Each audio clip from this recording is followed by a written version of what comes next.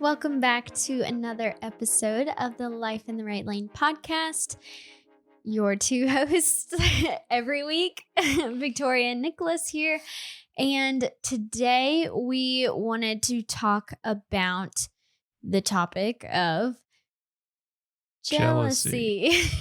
I was wondering if you were waiting for me to jump in. Yeah, I was wondering if we would end up saying it at the same time because I thought you would wonder what I was waiting for. You thought I might be jealous and wanted to say it? Yeah, listen, I know you're jealous of me, so I wanted to let you say something. Thanks. I wanted to let you have the limelight too. Thank you. I'm honestly jealous of your turtleneck. I have no turtlenecks in my lineup. It is extremely folded down or else it would come up to here. If you guys are not watching this, head over to our YouTube channel and you can see exactly what we're wearing right now. I know everyone is wondering. It's the talk of the town. It is the talk of the town. Yes, but I think we finally figured out the whole video and recording situation. I don't want to talk about it. Don't want to talk about it. It has been a very big frustration for Nicholas, and he is so wise in figuring all of this out. So I'm thankful for that I don't have to worry about it anymore. And it's just handing the reins over to you. Doing my best. My best. Yeah, if you haven't already, go subscribe to our YouTube channel. We plan on being a lot more active on there and doing behind the scenes things. And then also just short little snippets of things about us and marriage and different topics aside from the podcast. So if you want to see more of those types of things, definitely head over to our YouTube channel. It's just Life in the Right Lane, like everything else is. Mm-hmm. And subscribe and turn on the little notifications thingy so that you can get notified whenever we release a new video. But today we are talking about jealousy. Mm-hmm. And this is a topic that we weren't necessarily planning on talking about, but last minute it just sort of popped into our hearts and we thought about it and really thought this would be a good time, really. I mean, I guess there is no wrong time, but we just thought now would be a good time to just talk about it and just have a conversation. Yeah, I know over the past year, there's been a lot of time spent online. There's been a lot of time spent just sort of sitting at home, getting to see what everyone else has, getting to see what everyone else is doing. Yeah. I know for us, we are like that with houses because I think we're kind of getting the housing itch. We've been renters for a little while. And so we're, finding ourselves saying, they have a house, seems like we should have a house before they have a house, or we're spending time, critiquing other people's houses, trying to put them down because we're really jealous that they have a house, but we're using that as a way to make ourselves feel better that we don't have a house. Well, I wouldn't even want a house if it looked like that. So I think the past year or so, like all times, has been really a breeding ground for jealousy as we've started to see a lot more things and people spending more time online. Yeah, especially with everything going on with COVID and people not necessarily going into stores as often as normal. I think we shop even more because it's so much easier online and we just add to cart. And I know for women, especially, maybe not especially, but in regards to buying things and seeing things that other girls have that we don't, it's especially hard for us because I find myself even looking online and being I want that outfit, or why don't I have pants like that? I need those. And before I looked online, I never needed that, that never crossed my mind to buy. I was fine living my life without it. But the fact that I'm seeing this blogger or friend or whoever post about it and it's cute, I immediately am I have to have it. I'm jealous of that person who has it. I want it, And what? Let's talk real quick about what you said to me the other day. We were walking back up to our I'm apartment, nervous. and What you're did I like, say? "Where's our Amazon package? It hasn't gotten here yet." And you said something that I think is so true. Isn't it funny how we've gone our whole lives without that thing that we order? Yeah. But then the second we press order, we get like so preoccupied with where it is. Why do we not have it now? Now, for people who have Amazon Prime, who have the extra income for that, we do not. we don't prioritize that in the budget. So we so awfully have to wait a whole 3 to 5 days or however long it takes for this package to get sent to us. And that just feels like the slowest couple of days of like my entire life. And again, we've gone our whole lives without this item, but the fact that we decided this person has it, I need it, I want it, add to cart, send it to me now. And the fact that it's not at our fingertips in like zero point 0.2 seconds, we start getting anxious. Like, when is it coming? Like, I need that thing. I want to try it on. I want to put it in my house. I want to see if the kids like it. Mm-hmm. It's just, It's a disease. It's difficult, especially in a society that is so transfixed on things mm-hmm. and stuff. And it's almost like at the end of the day, it's not even about like the stuff. It's just the fact that like you have the means to get the stuff, like we were talking about the other day, people wanting like super nice, fancy cars, and they may not even like want the car, but they like that it shows their prestige, I guess, in society and on the road. And it's like, oh, that guy has that car, he must be loaded. It proves something to those around us. Mm-hmm. And that's the wrong mindset to have. Yeah. And I think, we're going to jealousy. The reason that we have those feelings of jealousy is because we believe we should have something that we don't have. Mm-hmm. And that we see other people who have it, and we don't even think about the circumstances in which they received it. We don't think about what they lack that we have. We only think about that one thing. And I was reading a really good book by Andy Stanley. It's called Four Enemies of the Heart. You can pick it up on Amazon. But that was a good promo. In there, he talks about jealousy, and it really breaks down to you believing that God owes you something, and that you deserve something that he has not given you. Right. And that's where the source of anger comes from. And I thought that was a really interesting way to approach it. I know a lot of people think in the context of relationships, oh, I'm jealous of, other people in relationships, or I'm jealous that they have someone and I don't have someone. And sometimes when people break up, some of you feels a little tingle of like gladness and excitement.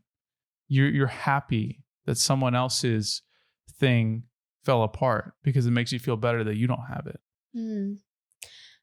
I think that's so interesting to view it in like a relationship aspect, because again, as a girl, I, like you're saying, like envied the people who were in relationships, the people that got married right out of school. Whereas I was, clueless and wandering around and confused in my faith and just all these things, but wanting a relationship because we think, that'll fix things, or that'll make us happy, or then we'll have someone. And obviously that's not the case, but there were so many people that I knew that I was jealous of, and in the sense that they were married and I had no idea who my person was or where I was going in life or anything. That are like less than 2 years later already divorced and confused in their faith and just lost. And it's heartbreaking. It really is. But it just it reminds me like to wait on the Lord always, because that's how I got to you. He brought you to me. And waited on his perfect timing to have the best suitable partner for me while I'm here on earth. Mm-hmm. But also, what was my second point? No, seriously, what was my second point? Being envious of like what this always happens of something that I have no idea what's going on in their life, you know, Mm-hmm. like just because they're married or just because they seemingly found their person does not mean that their life is now magically better or so much more amazing Yeah. than mine. You know what I mean? Yeah. You think that, well, okay, so it goes back to this idea that if I get this, then I'll be happy. If I get this, then all my problems will go away. Can I tell the story of the guest speaker? Yes. I'm actually on the chapter The that you verse that preached about. Yeah. okay. Psalm 73. Mm-hmm. Yeah. Okay, so we had a guest. So first of all, if you're in the Nashville area, I put this on the story the other day, but we found an incredible, smaller, really amazing community, God-centered community, Bible-based church here in the Nashville area. And it took us forever to find it, but we finally found one that was preaching the truth, not your truth, not my truth, Mm-hmm. the truth. So we're elated about that. But there was a guest speaker this past Sunday. And, you know, whenever a guest comes, you're always like, oh man, I wanted to hear the pastor, you know? But every single time a guest speaker comes to our church, we're just like blown away, like jaw dropping as we're sitting there. But this week he preached from Psalm 73, like we just said. And he started it out with just like this little, I don't know what you would call it, like a display kind of on the stage. Well, it's not really a stage, it's like a little platform. But he started out on one side. Yeah, he started out on one side of the stage and said, we start out in diapers and say like, I'll be happy when I have a dry diaper or something, right? Correct me if I'm wrong. Yeah. Is that what he said? Yeah. Okay. And then he moves on to, you know, each stage of life. Like, well, when I can read my own books, then I'll be happy, or then I'll be content. And then he moves on to like the teenage phase and like college. If I get into this college, then my life will be happy. My life will be good. And then, you know, so on and so forth until he comes back around to, I'm in a nursing home. My kids are just sending me off here. They won't come visit me or take care of me. I'm in diapers again. My life will be good when I have a dry diaper. And so it like all comes full circle. And by the end of it, he's on the other side of the stage where he just like inched along. And that was such an accurate depiction of like how, I mean, I don't know about you guys, but I feel very convicted about like, that's how I view my life. Like just trying to get to the next best thing. And like, when is life going to be good enough for us? Like, when are we going to be content with what God has given us more, way more than we deserve? When are we going to be content in that and sit in that abundance that we already have and quit coveting our neighbor's stuff or wife or husband or kids or perfect home, you know? Yeah. No, you're totally right. And it's something that has gone on from the beginning of time and it will go on to the end of time. And that discontentment is where all of our jealousy starts. And it's really amazing to me how we always have this vision of what will make us content, but it's never enough. We never can get enough from it. And even if things are almost all the way there, if you think about the happiest moments in your life, you could still find something wrong with it. There's a reason for that. We are on earth. Earth is not forever. If you had everything that would make you content here, why in the world would you want to go to heaven? I mean, it is partially because there is sin in the world and things are not perfect, because there is another competing force, but it's partially because this is not the place where we are fully with God. And so we do not get to have everlasting pleasures here because that's not where we need to find our contentment. And the fact that I believe that I deserve that is just so silly. Like, aside from that point, like the Right. fact that we think we're so deserving when all we deserve is death, hell, and the grave. It's baffling when you sit and how selfish we really are, Yeah. and just feel like, wow, I'm very ungrateful. Right. So Psalm 73, it's a psalm of not David, but Asaph. Hmm. And he is, as it is described, a very prominent man in the church, or the early, not Christian church, but the Jewish faith. And he writes psalms and hymns, and he spends a lot of time renewing his faith, doing the right thing, as we say all the time, living life in the right lane. But this psalm is about how he almost slipped from that. And it starts with him saying, "For I was envious of the arrogant when I saw the prosperity of the wicked." And he goes through this long list of all the things the wicked get. They have easy deaths. They have garments that are beautiful.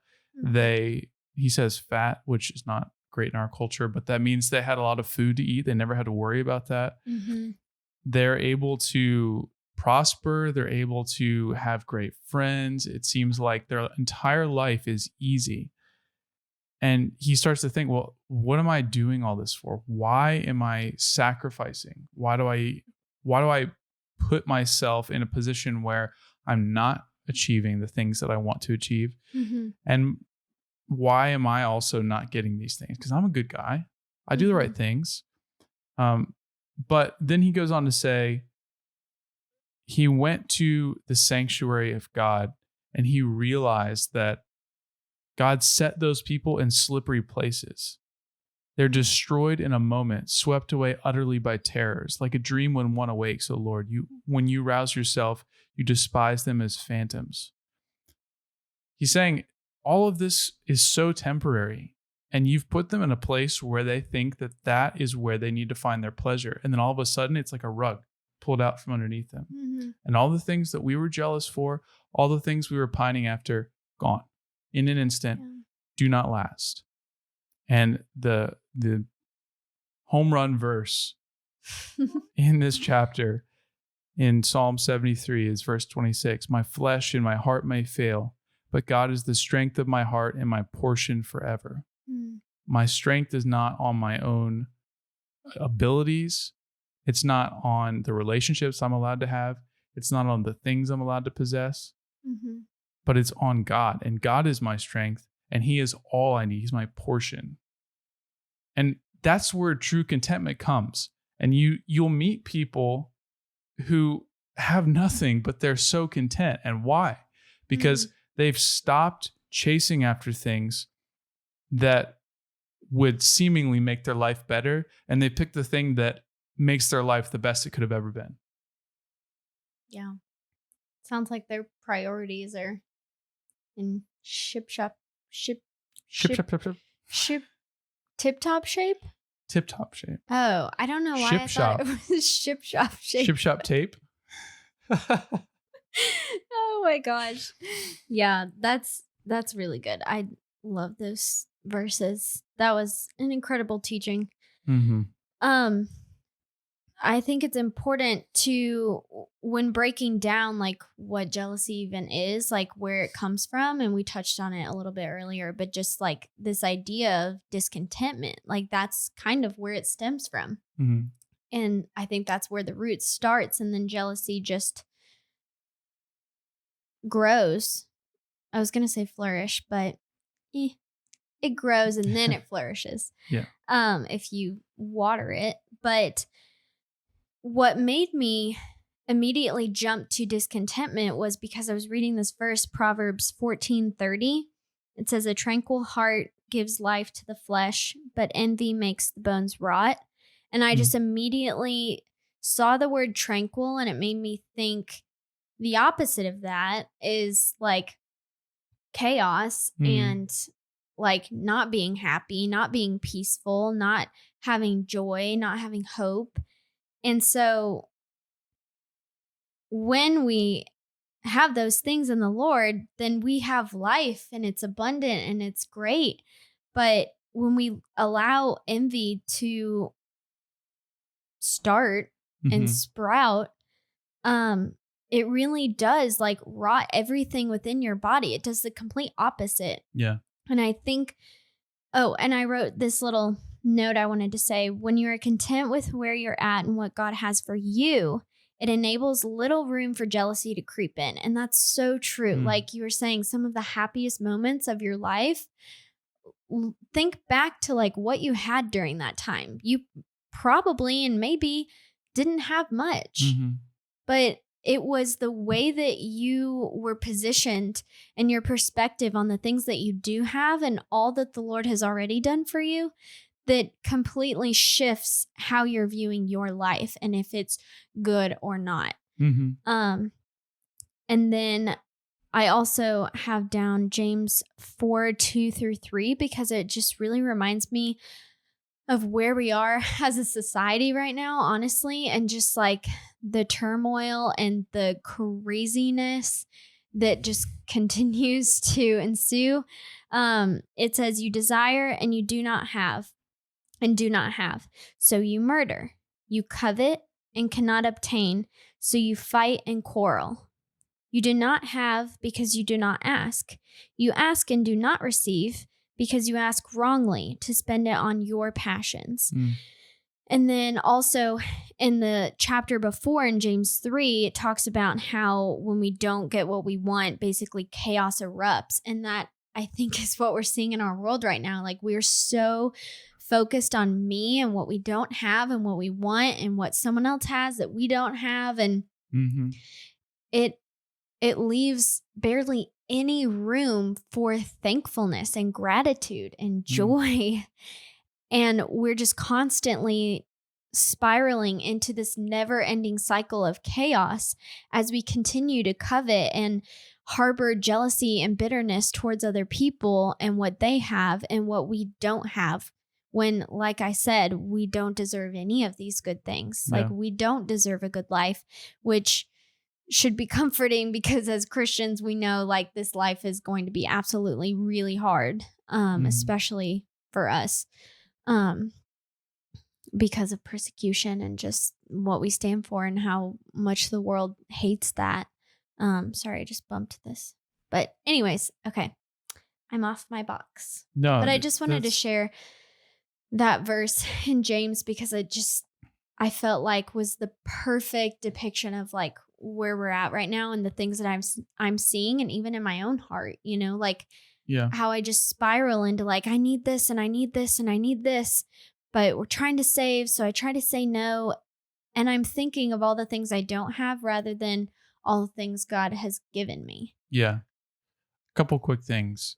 First, when you're talking about things going into chaos, Mhm. it made me think if anyone's ever seen the movie Bruce Almighty, there's a scene towards the end of the movie where Bruce has just started granting, he replies yes to all, to all the prayers. Oh, And then, yeah. sort of towards the end, everything has erupted into chaos. There's riots in the street. Mhm. Um, Cuz everyone got what they wanted. Everyone got what they wanted. Mm. And that always struck me because it was actually a very good look at what it would be like, even if we got the things we prayed for Mhm.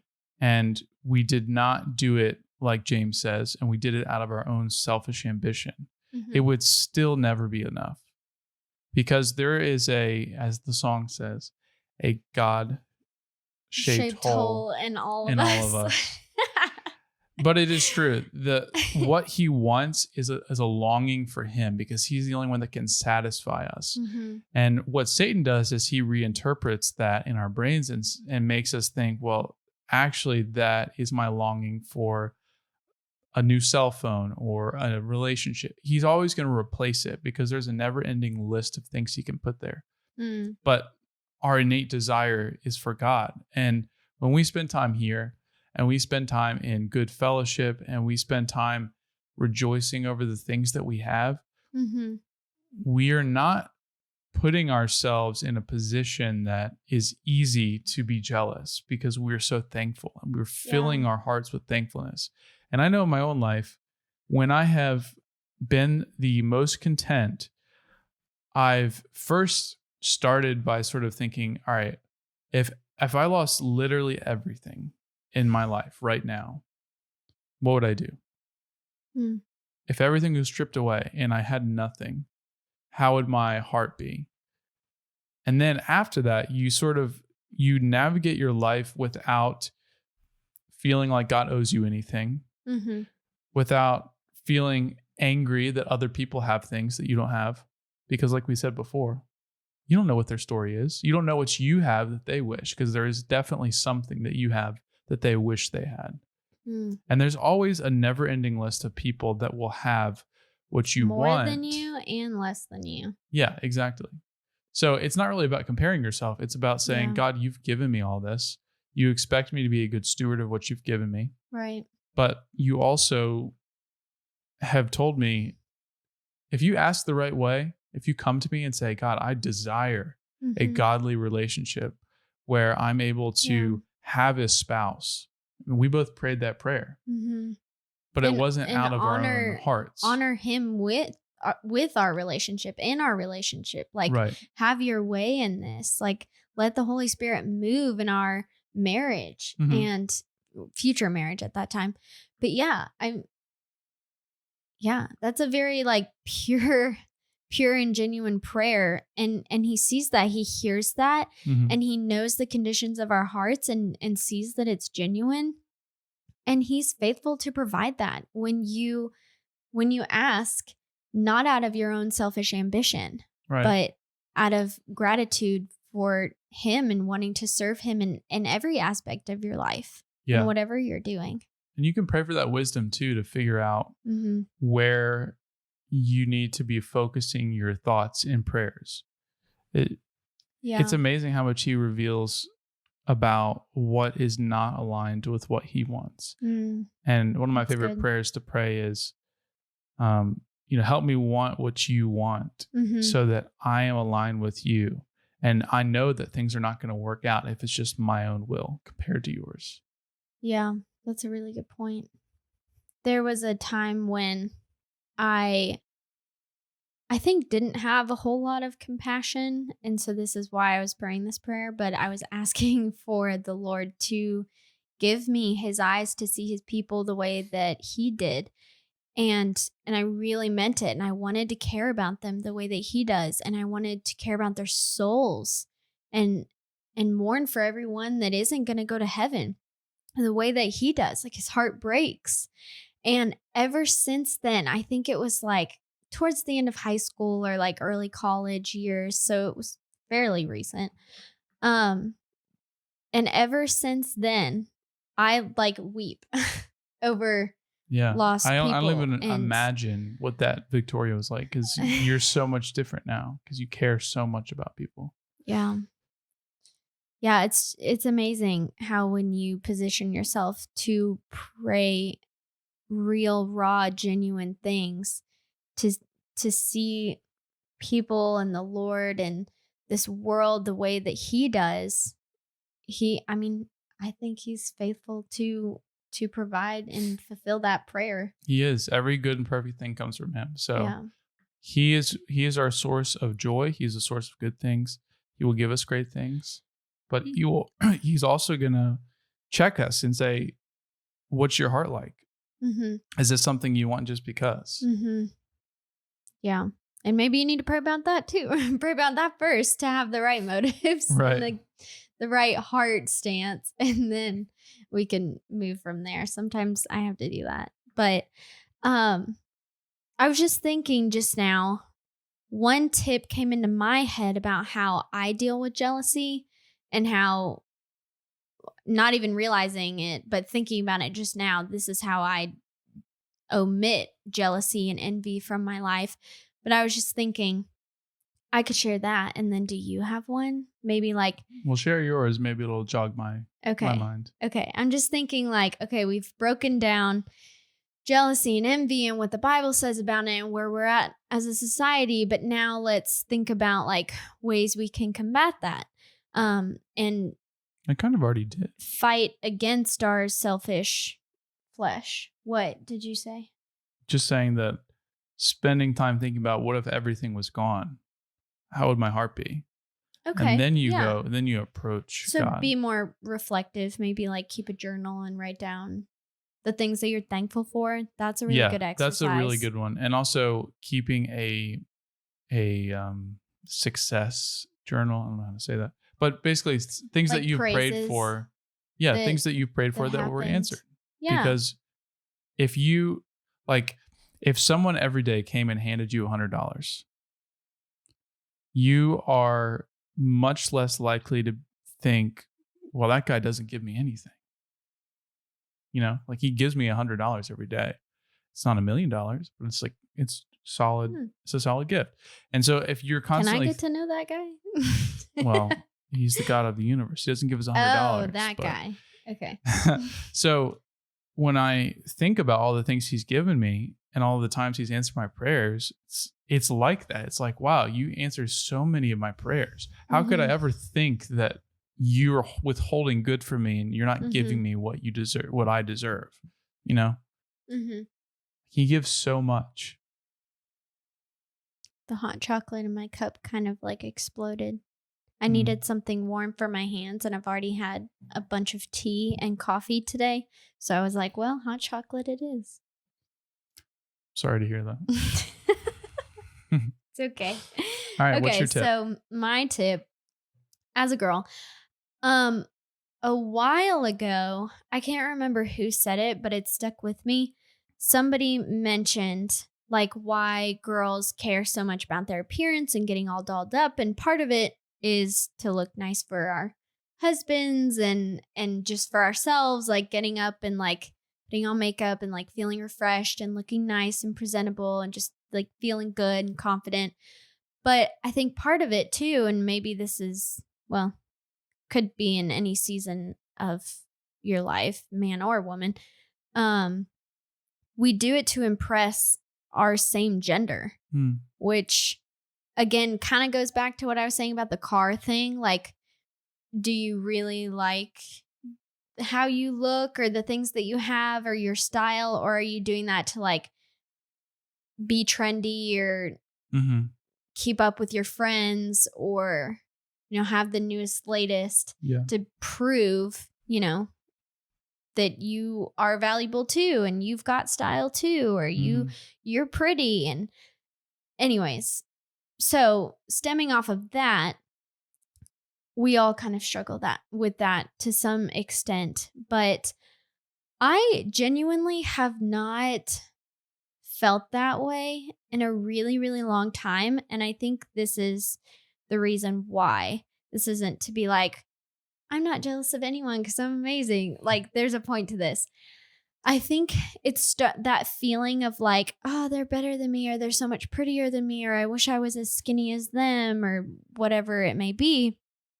That started to like slowly fade away, actually probably quickly fade away, when I started complimenting people. And I started like calling out the goodness in them and in a genuine way instead of being envious, you know? Yeah. And I started seeing the goodness in them apart from the way that they looked or their appearance. And those are the characteristics that I want to see in people and that I want to call out and let them know, hey, I recognize this in you. And that's amazing. And keep doing that. Like, the Lord is using you, you know?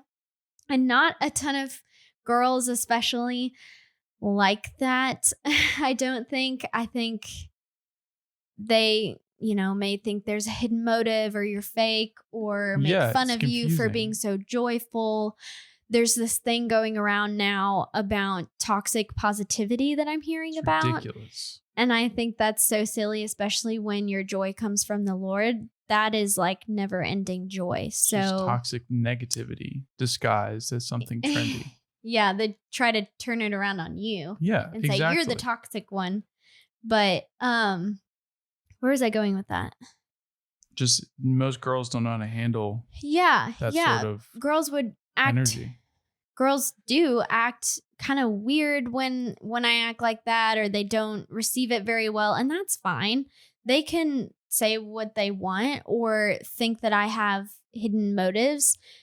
That's okay, but it's my heart and the position that it's in doing so that matters, you know? Like, doesn't matter what they think my motives are. If my motives are pure and I genuinely want to encourage them and be kind to them and help lift their spirits that day, then that's what God sees and that's what he cares about. Yeah.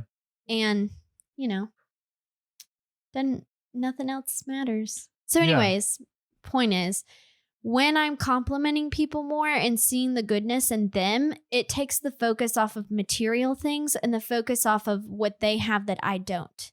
And that's just one thing that I've found that really tip. Works for me. That's really good. Yes. Yeah. Seeing things beyond just what we each have that you don't have, but being excited for someone else. I think that's a good, really good tip. Yeah, that's a good point. Being excited for someone else. We don't do that enough. No, I think it's lost. It's all fake niceness. Oh, thanks. She just gave me a little arm rub. That's very nice of you. It's a good way to end our episode today. Well, thanks for watching, guys, and listening. Yes. I don't want to alienate one crowd or the other. If you liked this, please share it with someone. I think this is probably a good one to share and maybe something that you should at least have a conversation about with people. If you're in a small group, it's a great topic to bring up. And please let us know how we did. So you can do that two ways. If you're listening to this on Apple Podcasts, go down to the bottom of the page, write us a review. That will help us to, number one, amplify this podcast, but also to let us know if there's anything we can improve on. Second, you can comment on this video and you can subscribe to our channel. And give it a thumbs up. Yeah, I forgot about the thumbs. Give it some love. We're new at this. Yeah. We don't have a million followers. Well, I guess that's all, right? That's all, folks. Do we have any other announcements to make? Jeez, you're putting me on the spot. I don't have any announcements. I don't know. Okay. Well, I guess we're done. Okay. Well, thanks for listening, guys. We'll see you here again next week and keep living life in the right lane.